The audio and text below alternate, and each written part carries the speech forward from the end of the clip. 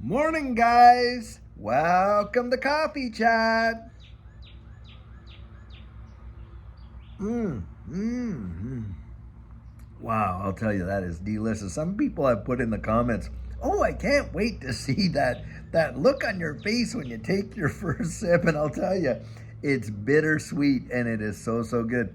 A lot of people want to know, like, how do we make our coffee? Well, Judy buys, Kirkland K cups is what she actually gets, Kirkland K cups. But we use actual, hazelnut syrup. And the reason for that is I was originally putting in like that, coffee mate hazelnut stuff, but it was you guys, this community, that had, turned me on to just how bad that stuff is for you.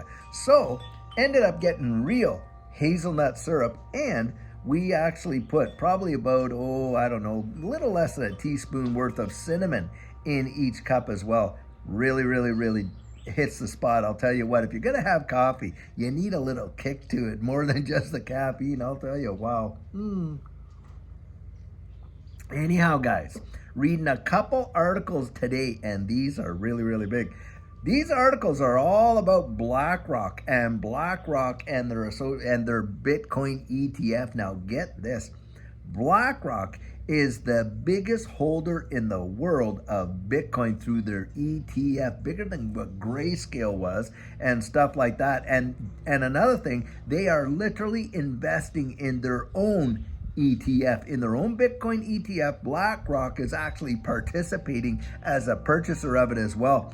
Guys, this tells you so much. I mean, how many years did we see a lot of these big players out here just poo-pooing it like crazy? Oh, wow, it's just nobody. I remember Larry Fink was on this news article, and he was saying, we're not seeing any interest from anybody, any of our clients, in buying Bitcoin, and and really just kind of shooting it down. Of course, you have the Warren Buffetts of the world saying it was rat poison squared, and on and on. But guys, just look at what's going on, and now what are they? One of the biggest Bitcoin holders in the wide world, and are out there buying into their own Bitcoin ETF, and on and on and on. And don't kid yourself, guys.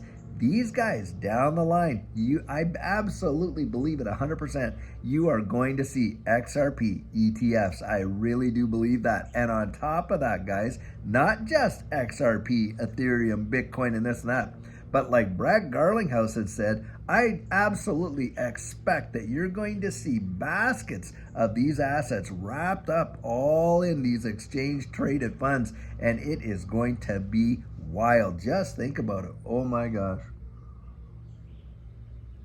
Really tells you the temperature of where we are in the wide world, and institutional hunger and thirst for this digital asset space is off the Richter scale. And on top of that, guys, we're going to see these big time adoptions. Do you think all this legislation like Fit 21 and all that is just happenstance? It's all coming out now. All the stablecoin legislation just coming out now. The approvals of these ETFs just coming out now. Do you think that that's somehow just happenstance?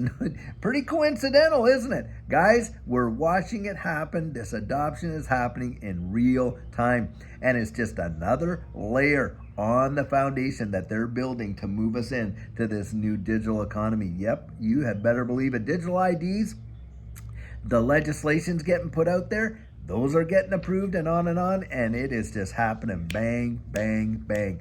Way faster than what most people would have even thought. And this is where I genuinely believe that those of us that had the gumption to get into this space early on will more than likely, in my estimation, my personal opinion, I believe that we will see some of the biggest wealth transfers that this world has ever seen in these markets. And I absolutely believe that they are going to send these markets into numbers that most people can't fathom. They are going to do it, guys. They are going to pump this market like crazy. Most people thought when this was going on, no way were we ever going to see, a big change in the markets and stuff like that, because hey, everything had shut down, manufacturing, service business, on and on. But yet, one of the biggest secular bull runs the world has ever seen. Guys, there's a disconnect. There is a major disconnect between the markets and the economy. Don't kid yourself. Now, a lot of people say, oh, no, no, it is not. Why? Because the central banks are buying it up like no tomorrow. They are pushing this narrative into obscene levels. That is really what's going on. These big players.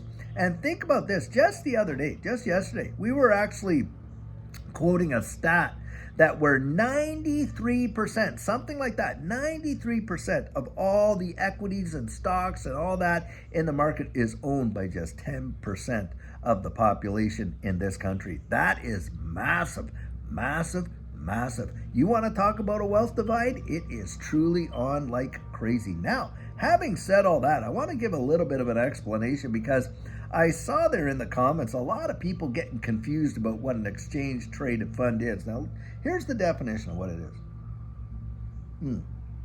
So an exchange traded fund is actually also an exchange traded product. It's just one of the types of exchange traded products that there can have. You know, an ETF is one. Now, a lot of people think that once you take an asset and in a spot ETF, you know, they're required to hold the underlying asset, that in fact makes the underlying asset a security. It doesn't, guys, it doesn't. An exchange traded fund absolutely is a security. But how many exchange traded funds do we see where it's a gold ETF? Now, that does not make gold a security. This recent Bitcoin ones, like we were just talking about. Bitcoin is not a security, even though the Bitcoin ETF is. And should an XRP ETF come about, it does not mean that XRP is going to be a security. It is not. In fact, there are many, many, many types of exchange traded funds. Some of them, yes, have securities in the basket. Other ones, you know, they're commodity related and on and on. In fact, you can have ETFs for ETFs. It's really actually quite wild, but that's basically what it is. And, you know, you want to go and investigate that, go to Investopedia and just type in there, what is an ETF? And boy, it'll come out with an amazing, big, long dissertation about what an exchange traded fund is.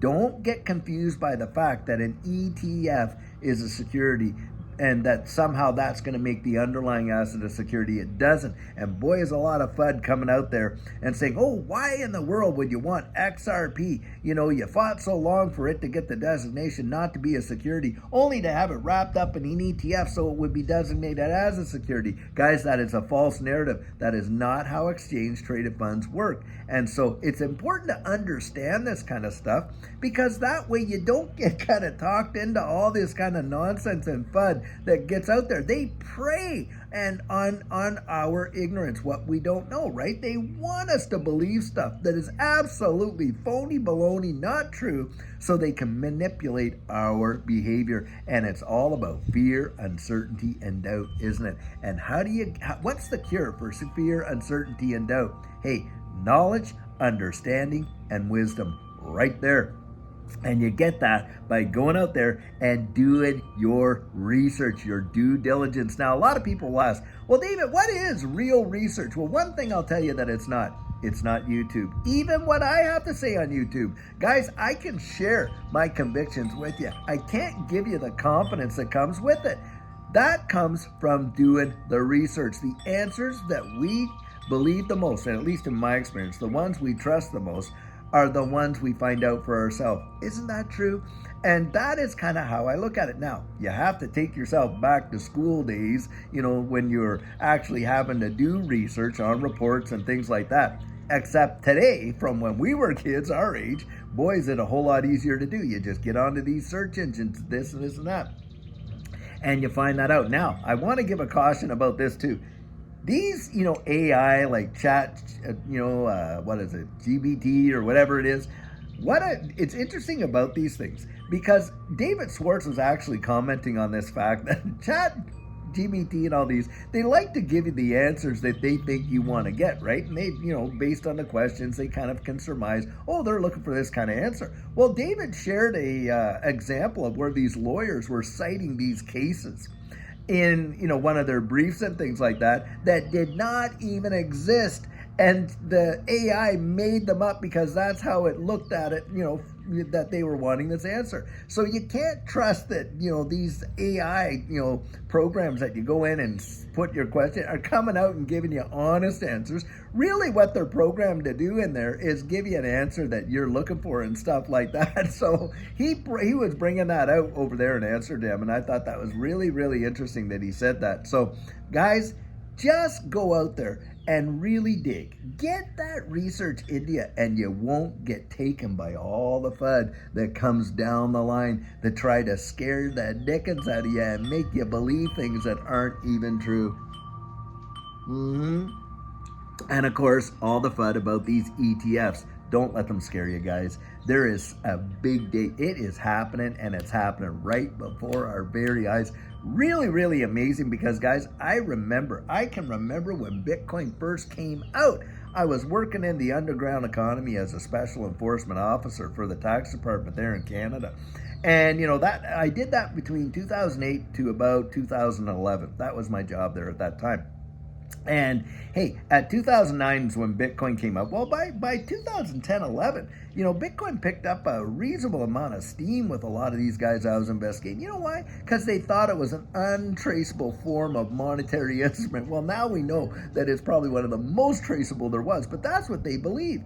And guys, the FUD around that time was, and get this, and Judy will never let me live this one down, it was about, what, I don't know, 30 cents, 25, 30 cents between 2010 and 11 in there. And Judy had said, hey, what do you think? Do you think we should get this Bitcoin? I said, listen, most of the people that I'm investigating that are using this stuff, they're either drug dealers, tax cheaters, or outright deviants. We don't want to touch it. What a missed opportunity. Why? Because I drank the Kool-Aid, guys. I drank the Kool-Aid. Don't drink the Kool-Aid. And by the way, if you get that reference, then you know you're dating yourself, like you. And you know, if you don't know where that came from, look up Jonestown and Kool-Aid, and boy, Google will tell you where that all came from. But anyway, don't buy the narrative all the time. Get out there and do your own research. Find out about it for yourself, what it really is, because you do not want to miss opportunities like what we have missed. Because just a good meal out, can you imagine just a couple $100, a good meal out? If you had set that and forgot about it, it would have revolutionized your life into the hundreds of millions. In fact, not too long ago, and you can Google this and fact check this as well, article came out about somebody that went and spent $5 and bought 5,000 Bitcoin. Now, if they had held on to it the whole time, 13 years later, that $5 investment, get this, was worth over $300 million. Can you fathom that? That is almost mind-numbing, hard to even digest. Not only that, hey, 2017, January 4th, 2017, I love sharing this. XRP was trading for for 0.006. 1 year later, to the day, mind you, on January 4th, 2018, XRP was trading for $3.84. A $6,000 investment just 1 year later would have netted you $3.84 million. Can you digest that? And yet, all the fudsters, you don't think fudsters were out back there in 2017? You can better believe they will. They were, and out on Reddit and everything else, some of them even being paid to FUD it. Guys, do you know how many people were talked out of some life-changing wealth at that time? A lot. That's why I'm always out there advocating for folks to go out and research it for themselves so they don't get talked out of a potential opportunity that can revolutionize their lives and more than likely their family for generations. That is for sure. Well, guys, I'll tell you what a gorgeous, beautiful day. You hear the birds just tweeting out there, just amazing. Anyhow, I hope wherever you are in the wide world, you're having a fantastic day. And until later on when we have an amazing video for you, have a great one and take care.